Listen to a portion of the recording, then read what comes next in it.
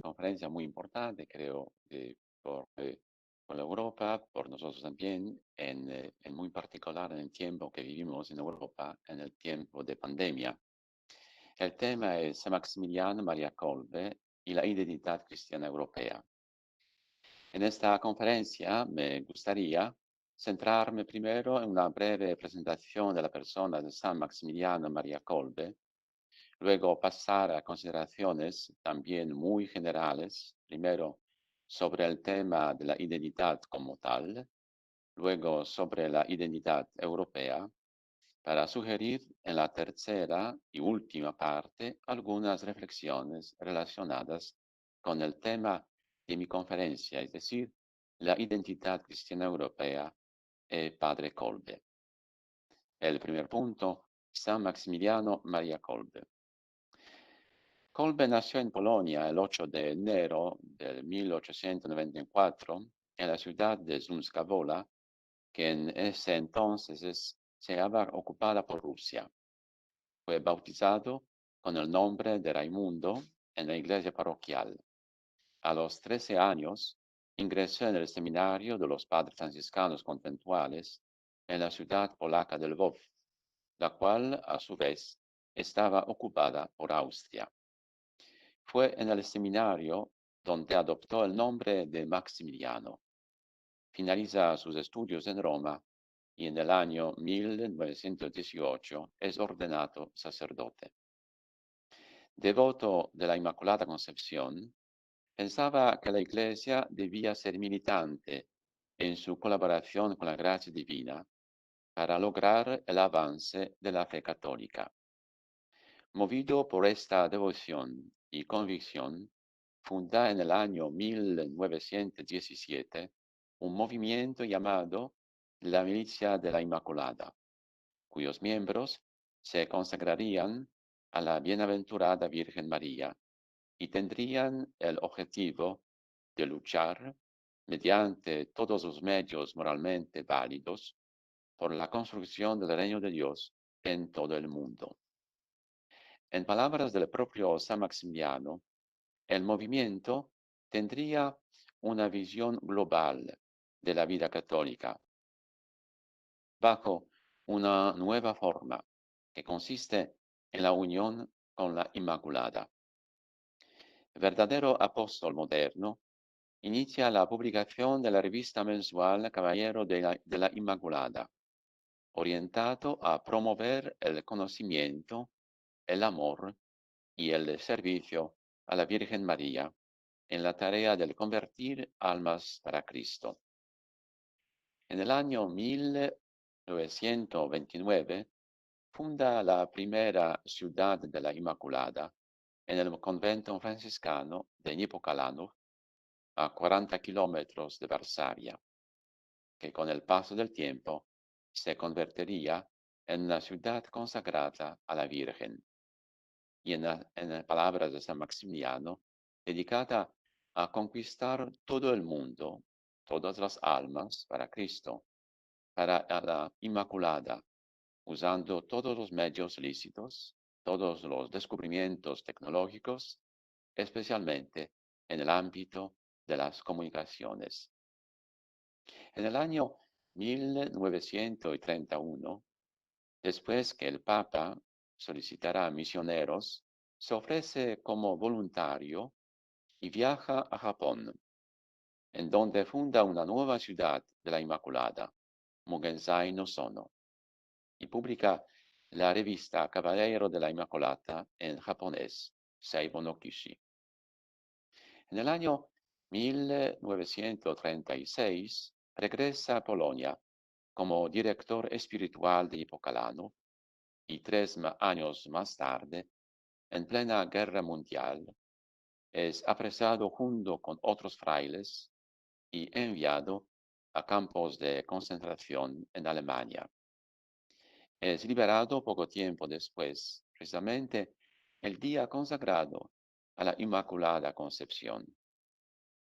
Es hecho prisionero nuevamente en febrero del 41 e enviado a la prisión de Paviak, para ser después trasladado al campo de concentración de Auschwitz. en donde, a pesar de las terribles condiciones de vida, prosiguió su ministerio. En Auschwitz, el régimen nazi buscaba despojar a los prisioneros de toda huella de su personalidad, tratándolos de manera inhumana e impersonal, como un simple número. A pesar de todo, durante su estancia en el campo, nunca le abandonaron su generosidad y su preocupación por los demás, así como el deseo de mantener la dignidad de sus compañeros. La noche del 3 de agosto del 41, un prisionero de la misma sección a la que estaba asignado Maximiliano escapa. En represalia, el comandante del campo ordena escoger a 10 prisioneros al azar para ser ejecutados. Entre los hombres escogidos estaba el sargento Franciszek Gajowniczek, polaco como San Maximiliano, casado y con hijos. Maximiliano, que no se encontraba entre los 10 prisioneros escogidos, se ofrece a morir en su lugar. El comandante del campo acepta el cambio y Maximiliano es condenado a morir de hambre junto con los otros 9 prisioneros. 10 días después de su condena, y al encontrarlo todavía vivo, los nazis le administraron una inyección letal el 14 de agosto del año 1941. En el año 1973, Pablo VI lo beatifica y en el año 1982, Juan Pablo II lo canoniza como mártir de la caridad. Y ahora, el segundo punto, la compleja cuestión de la identidad. El pensamiento común sobre la identidad nos lleva a percibirla como constante, estable y siempre igual. Esto corresponde en parte a la naturaleza del hombre que quiere ver la realidad en la que vive, trabaja y se desarrolla como una realidad constante, estable y inmutable. No quiere ser sorprendido por ella, puesto que le gusta predecir, hacer planes, programar su futuro. Quiere que la realidad que le rodea sea conocida y predecible, porque sólo así llega a realizar a sus proyectos. Lo mismo ocurre con las personas que están a nuestro lado. A ellas también queremos verlas estables y constantes, porque sólo así se sabe cómo tratarlas, cómo comportarse con ellas. Sin embargo, es más que sabido que esta forma de pensar es engañosa. Vivimos en un mundo de cambios rápidos y profundos. La estabilidad es una premisa del razonamiento que de todos modos solo funciona hasta cierto límite. Wiesław Łukaszewski, una autoridad en el campo de la psicología social y la psicología de la personalidad, señala acertadamente que la excesiva rigidez y el excesivo cierre frustran la comprensión, principalmente porque no permiten la asimilación de nueva información. Entonces, somos incapaces de ver o oír cosas que no concuerden con nuestras creencias.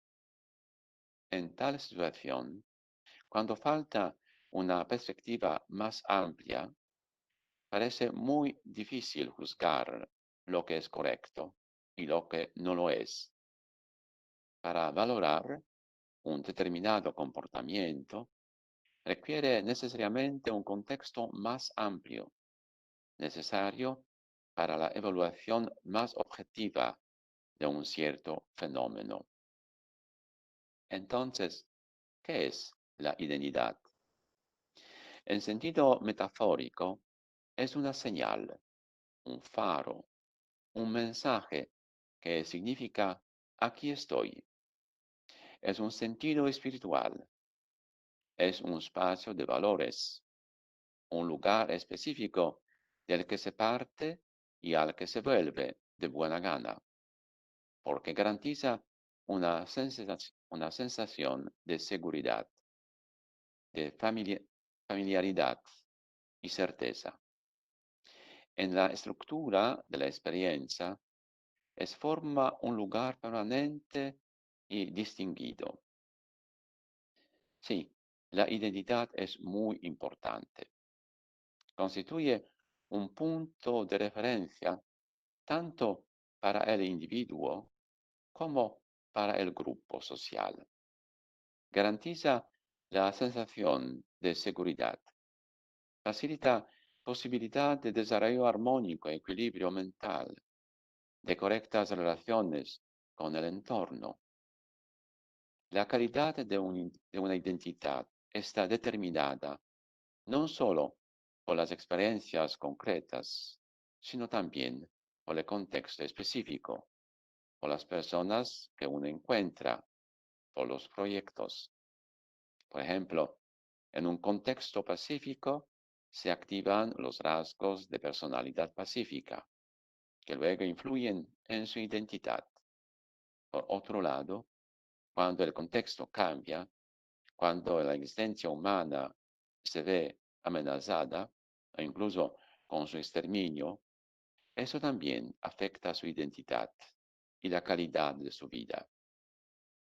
Como resultado, cambia su forma de comunicarse con el entorno, de relacionarse con quienes lo rodean y su manera de ver el futuro. La identidad también es una herramienta importante y una fuente para sentirse seguro. La gente busca argumentos a favor y para subrayar su valor único, reduciendo así la ansiedad. La identidad también puede ser fuente de gloria, razón por la cual una persona se identifica de buena gana con aquel grupo de personas que eleva su valor, que aumenta su importancia. Pero la identidad también puede percibirse como una fuente de hostilidad y agresión. Cierta forma de autoglorificación personal conlleva una aversión más o menos intensa hacia los representantes de grupos desconocidos. Esta reticencia se intensifica claramente en las condiciones de crisis, conflicto de intereses, en el contexto de rivalidad. Vamos ahora a pasar a decir algunas palabras sobre la identidad europea. Los comentarios anteriores sobre la identidad como tal nos permiten concluir que el concepto de identidad es muy engañoso y bastante peligroso de usar. Pensar en el concepto de identidad sugiere asociarlo al término de consolidar y establecer algo, cuando en realidad se trata de un proceso. Por lo tanto, este no es permanente ni estable, tampoco cerrado. Por este motivo, no existe una identidad europea única, clara, cerrada. Ha cambiado históricamente, lo que establece una tesis en cierto sentido trivial, pero por otro lado importante. Trivial porque todo historiador sabe que la identidad europea ha cambiado a lo largo de la historia e incluso puede decir cómo. Es importante porque de esta tesis se desprende que la identidad europea seguirá cambiando. No se nos ha dado de una vez por todas. Simplemente no existe una identidad europea permanente e inmutable. Aquello que se construyó en la futura europea comenzó a fragurarse sin el conocimiento ni la voluntad de los entonces habitantes del continente. Sucedió cuando los bárbaros invadieron el Imperio Romano y se produjo un largo periodo de caos al que se hace referencia en la historiografía alemana y polaca como la migración de los pueblos. Duró desde principios del siglo V hasta finales del siglo X. Fue entonces cuando se produjo una mezcla colosal, quizás la más grande de nuestra historia, de personas étnicamente diversas. Las tribus que se desplazaron hacia el oeste y el sur, desde la zona de la actual Escandinavia y Polonia, se mezclaron entre sí y con los romanos, es decir, con la población romanizada del imperio, galos, íberos, habitantes de Italia. Al mismo tiempo, estamos ante un proceso que comenzó antes y que durará mucho más tiempo, la difusión del cristianismo. Este transforma lentamente todos los ámbitos de la vida, desde la cultura hasta la economía y la política, y al mismo tiempo une a los pueblos individuales, crea un sentido de pertenencia a una cierta unidad superior que desde el siglo XI se llama cristianitas. Es el cristianismo como comunidad temporal de cristianos. Esta comunidad latina se opone no solo a los paganos y al Islam, sino también al área de habla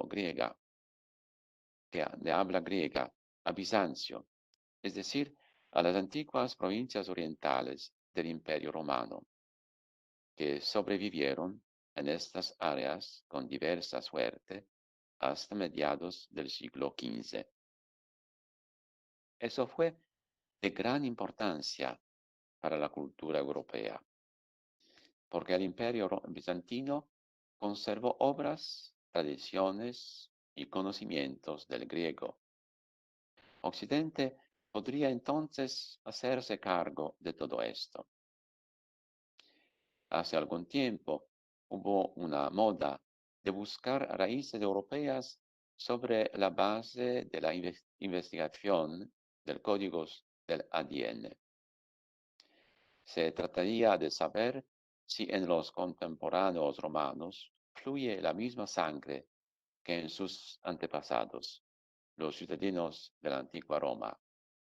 De hecho, la investigación genética ha demostrado ser enormemente útil para comprender la historia del movimiento de la migración, comprender cómo se pobló el mundo, pero nada más. Debe recordarse que Europa, en su historia, nunca se ha separado del resto de Eurasia. Los cambios de población, especialmente entre los siglos V y XI, pero también más tarde, tuvieron lugar en el área desde la muralla china hasta los limes romanos. Los turcos vinieron de los Yenisei, los húngaros de los Urales. Pero, ¿y cuántos nombres tribales no conocemos? Porque no se encontró a nadie para describirlos. Todos somos productos de la mezcla genética euroasiática y cualquier intento de justificar genéticamente el carácter distintivo de Europa está condenado al fracaso. La identidad europea es una identidad cultural, cuyo primer estrato, repitámoslo de nuevo, es el cristianismo latino, junto con las tradiciones antiguas, griegas y romanas, que trajo consigo. Tras la ruptura de la identidad del cristianismo latino durante las reformas y las guerras religiosas, la identidad europea cambiará. Al existente estrato cristiano se sobrepondrá la conciencia europea común de las élites de entonces, o sea, referencia a la antigüedad. Es cuando Grecia fue descubierta a través de sus textos y obras de arte. Desde el siglo XV en adelante, las élites europeas comenzaron a aprender griego. Con el tiempo, ya será imposible ser un hombre de cultura europea sin saber tanto latín como griego. Y ahora pasamos al tema más importante para nosotros, Kolbe y la identidad europea. En este contexto, ¿qué se puede decir de Padre Kolbe y de la identidad cristiana europea? Si el cristianismo, y en esto es en lo que todos están de acuerdo, incluso los no creyentes, si el cristianismo fue uno de los elementos más importantes para consolidar a esta parte de Asia en el llamado continente europeo, parece bastante lógico preguntar, ¿en qué San Maximiliano, como el cristiano creyente, contribuyó a la identidad europea? ¿Cuál es su aportación y si hoy en día sigue siendo actual? O tal vez hoy en día su cooperación en ese sentido tiene más valor del que tuvo durante su vida. Estas son las preguntas que me intrigan y que están en la raíz de este tema. Intentemos buscar respuestas mirándolas más de cerca. Por supuesto, no será ni puede ser una búsqueda completa, teniendo en cuenta aunque sea el carácter de esta conferencia. Maximiliano vivió una época de grandes conflictos experimentados en Europa, tanto políticos, por mencionar la Primera y Segunda Guerra Mundial, como también ideológicos, nacionalsocialismo y socialismo. Vivió en terrenos que pertenecieron a Rusia y Austria hasta la Primera Guerra Mundial. Vivió en Polonia e Italia libres, pero también en Japón, viajando a muchos otros países de Asia y más allá. También hay que recordar que todo esto sucedió antes de la Segunda Guerra Mundial, cuando los viajes no eran tan comunes como en el mundo antes del COVID-19, cuando no había comunicación aérea, sino solo marítima o ferroviaria. Quisiera entretenerme solamente en esos dos aspectos y mostrar a San Maximiano como, primero, un defensor de los principios morales, sensible a la dignidad humana y como una persona llena de misericordia en un momento de creciente egoísmo.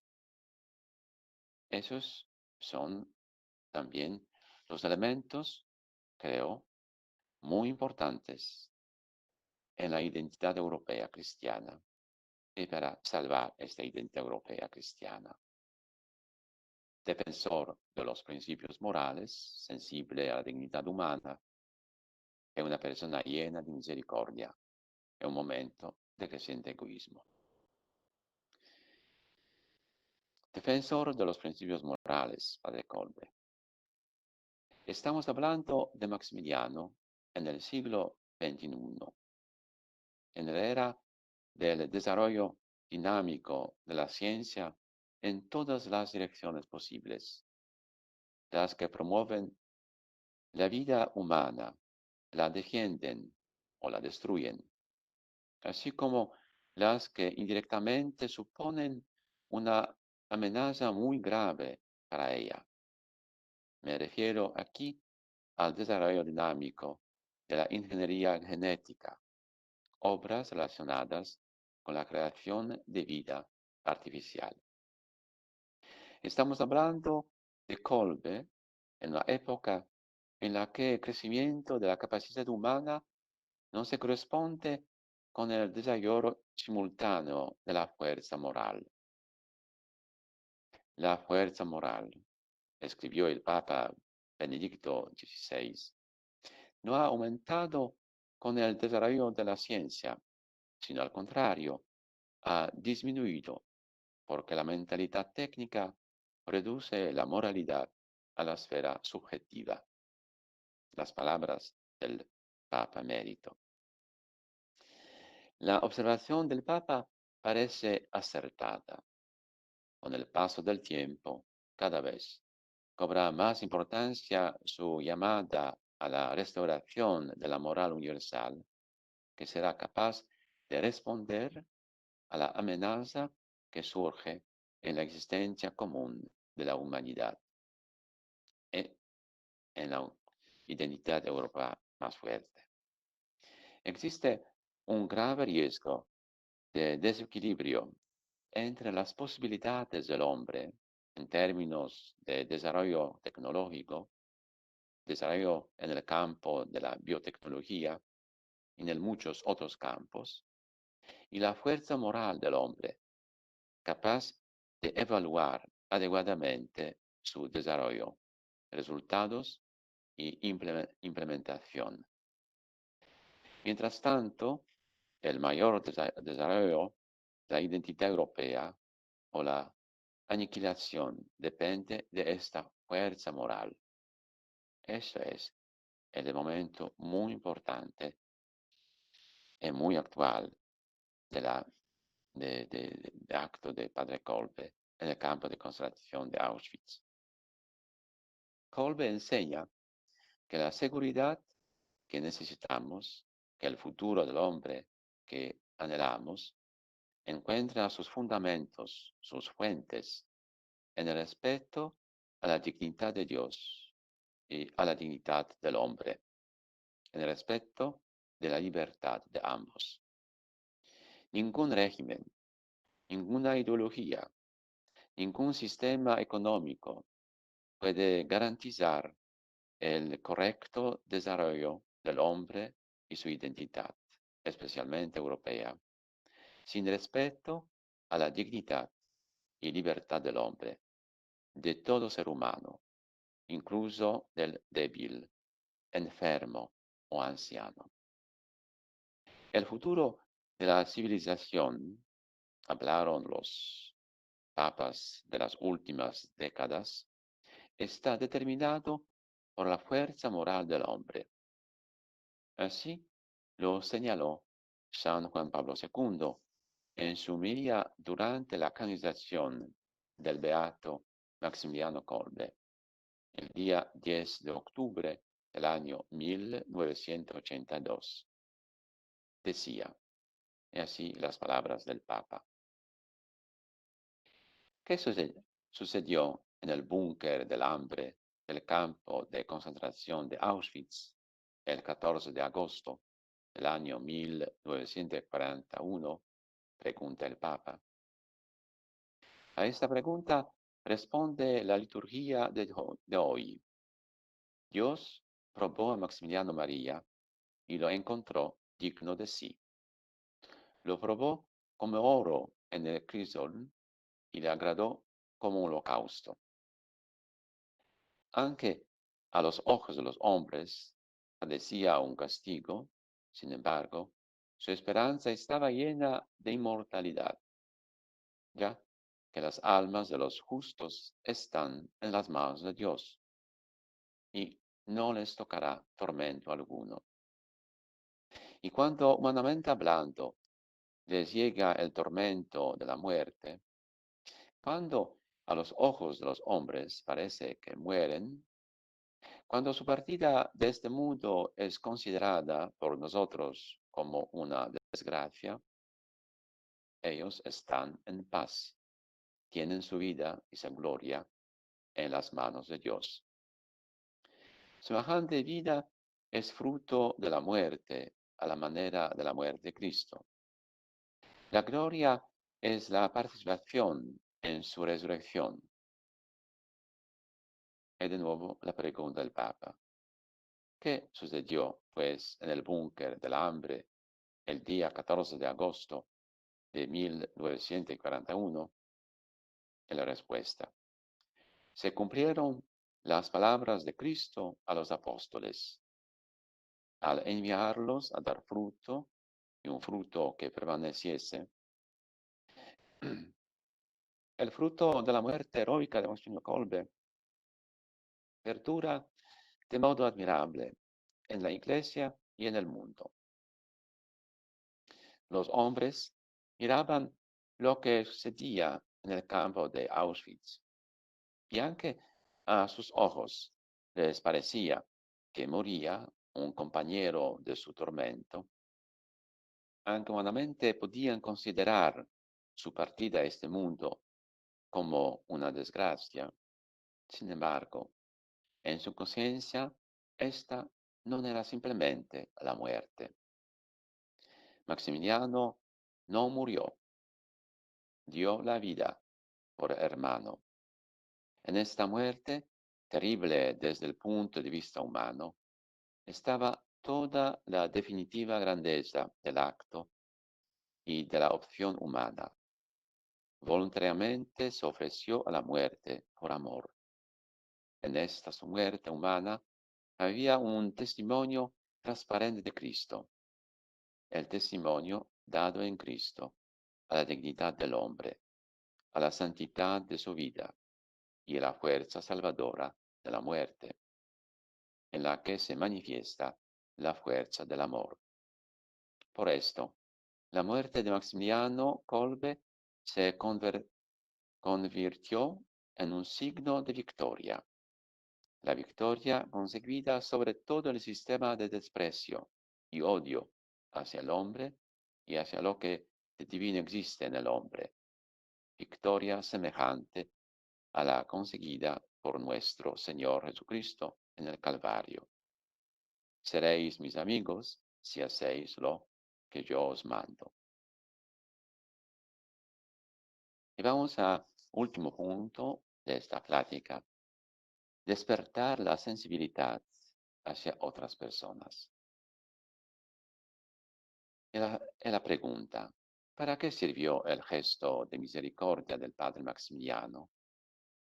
Su sentido es generalmente siempre el mismo, es decir, el deseo de despertar la sensibilidad hacia la dignidad de la persona humana, independientemente de quién es, en qué condiciones vive, de qué estado social es, y hacia su destino, hacia la situación de las personas que viven en la pobreza, que sufren material o espiritualmente, que son objeto de diversas injusticias.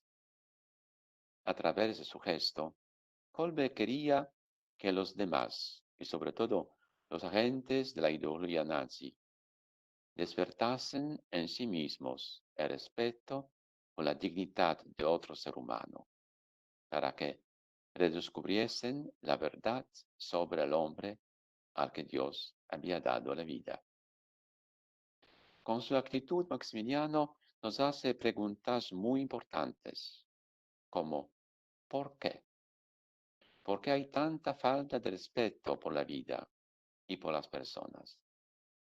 ¿Por qué tanta pobreza espiritual? También Maximiliano pregunta, ¿por qué ayudo?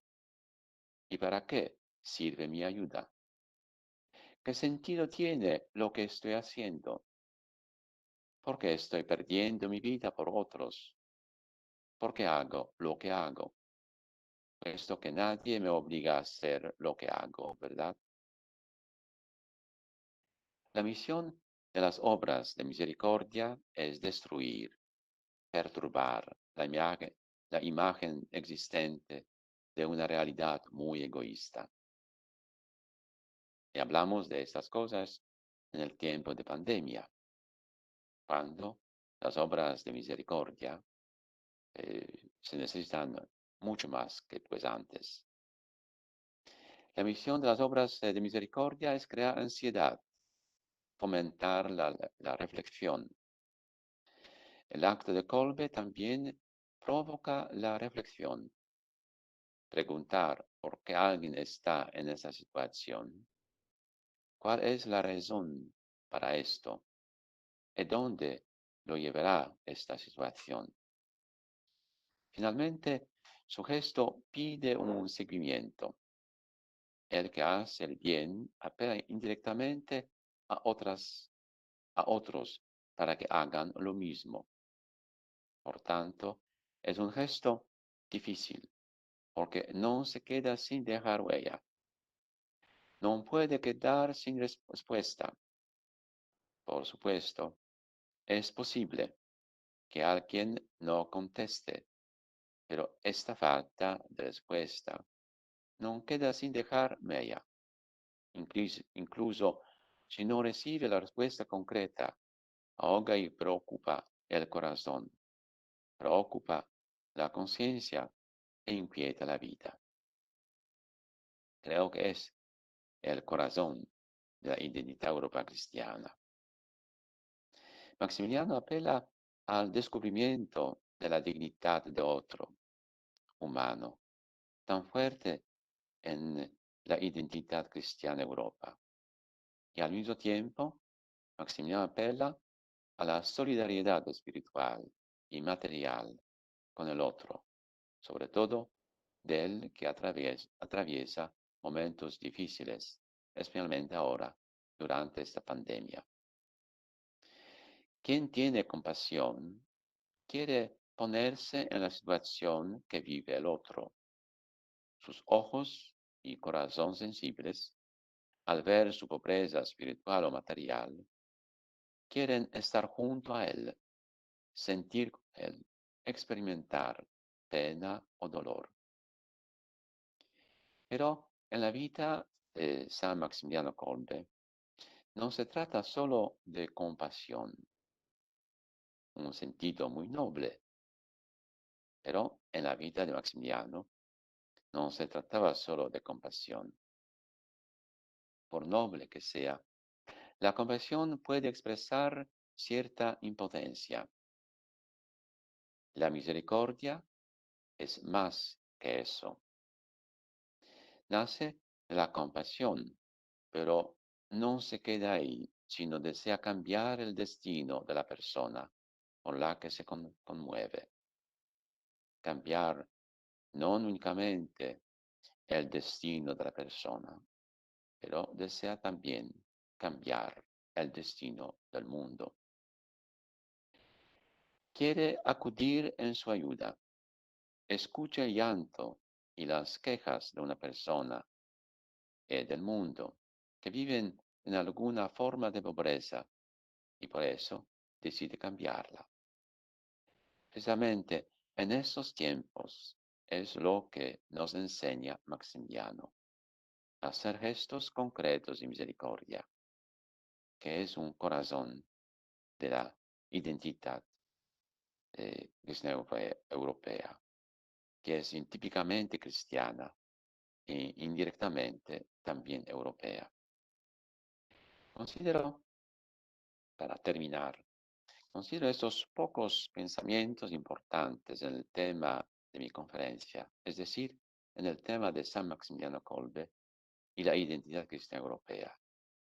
Es una identidad abierta, no cerrada, abierta mm, con el amor, con la misericordia, abierta a Dios y abierta a hombre, abierta a la dignidad de cada hombre. Sin duda, hay muchos más temas, pero en esta breve alocución me gustaría centrarme solo en esos dos, en mi opinión, muy de actualidad. Eso sumamente necesarios. Maximilian Kolbe, su vida, nos recuerda los fundamentos muy profundos, muy fuertes de la identidad cristiana que tienen que ser convividos con todo el mundo. Gracias.